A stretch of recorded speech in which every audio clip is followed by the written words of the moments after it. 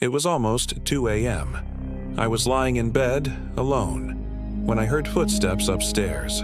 Slow, heavy, and steady. The problem? I live alone. There shouldn't be anyone up there. What happened next still messes with my head. Welcome to Dark Whispers, where true subscriber horror stories are brought to life. No jump scares, no gimmicks, just stories that stay with you long after the video ends. If you're new here, turn off the lights and subscribe. Things are about to get dark. I never thought I'd be the kind of person to share one of these stories. You know, I heard something weird one night and now I believe in ghosts or killers in my attic type. But here I am, because what happened? It didn't feel like a random event. It felt personal. It started about 3 months ago.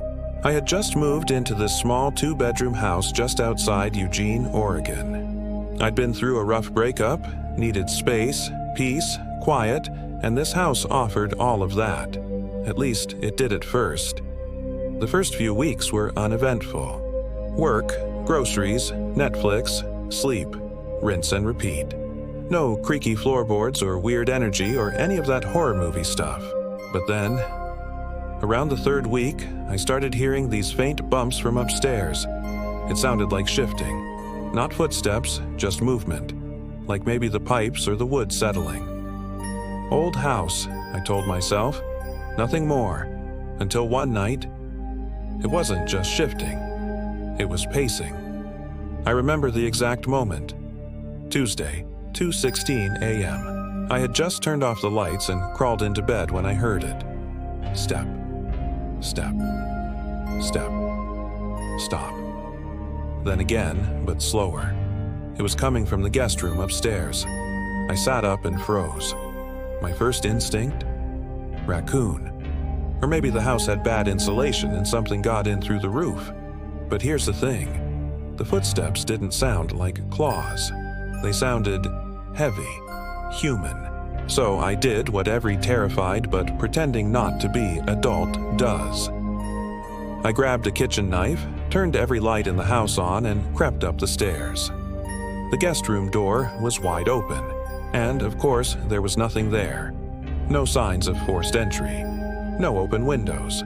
Nothing disturbed. I checked the attic too. Nothing. I slept with the lights on that night. First time since childhood. Things settled for a few days after that.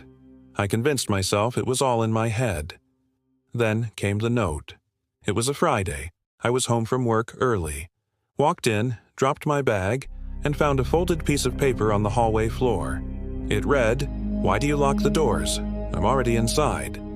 I wish I was making that up. At first, I thought maybe someone was messing with me. An ex? A prank? But the handwriting was shaky. Not like someone trying to be creepy, more like someone trying to communicate. I checked every door, every window, all locked. I even installed a ring cam the next day. Nothing showed up. But that night, I heard the footsteps again. And this time, they didn't stop. They circled my bedroom, then stopped just outside my door, and then came the knock. 3 gentle knocks. Tap, tap, tap. I called the cops. They arrived within 10 minutes. They searched the whole place. Attic, basement, crawl space, nothing. They suggested I might be dealing with sleep paralysis or stress hallucinations. Except I wasn't asleep. And the next morning, another note slid under my door. Don't let them find me. At this point, I started sleeping with a bat by the bed. I stopped inviting people over. Stopped talking about it. I even thought about leaving, but I couldn't afford to break the lease, and part of me wanted to know. Who was they? Who was writing the notes? Then came the worst night of my life. It was raining. Thunder shook the walls around midnight, and I was watching the Ring app because I swore I heard something on the front porch. But the feed showed nothing, just static. Then it flickered, and for half a second, I saw someone. A woman, soaking wet, pale, eyes wide, staring directly into the camera. Then, black. I raced to the door, flung it open. Nothing, no sign of anyone. But when I turned around to go back inside, there was a wet footprint on my hardwood floor. Just one, like someone had stepped in and never left. I didn't sleep. I sat in the kitchen with every light on, bat in hand, phone ready. At 3 a.m., the lights went out. Every single one, followed by the most horrifying sound I've ever heard. Breathing, not mine. From inside the guest room, heavy, slow, like someone was trying not to be heard. Then, a whisper, right in my ear. Don't let them find me. That was it. I ran. Didn't even lock the door. I drove to my coworker's house and stayed for 3 nights. When I came back, the house was silent, but the notes were gone. All of them. And the guest room, empty, clean, like no one had ever been there. I moved out that same month.